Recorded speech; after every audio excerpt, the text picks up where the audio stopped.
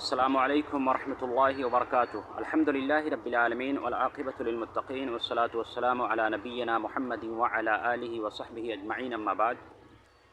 محترم ناظرین، یوں تو انسان کے ساتھ کچھ نہ کچھ پریشانیاں لگی رہتی ہیں،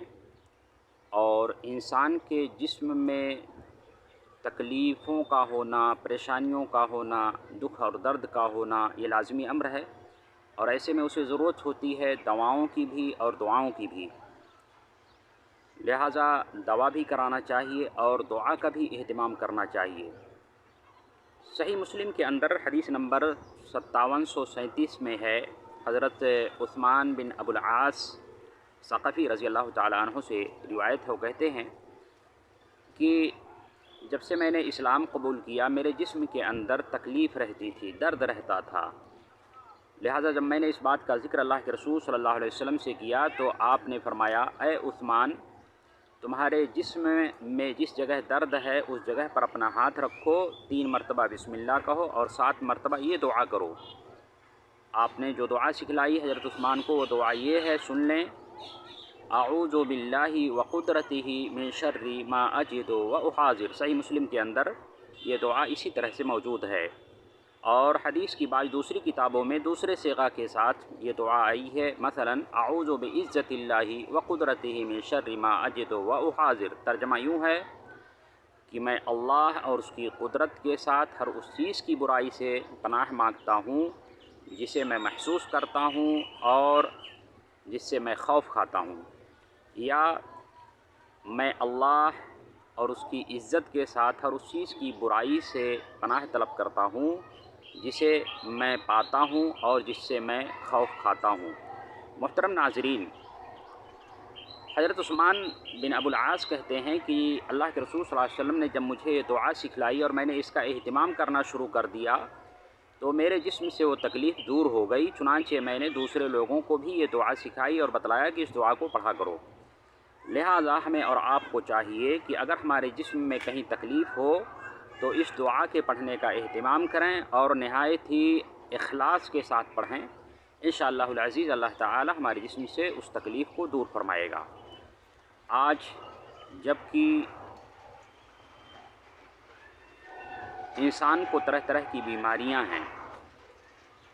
اور ایسے میں انسان جب دواؤں سے تھک ہار جاتا ہے تو دعاؤں کی طرف رخ کرتا ہے،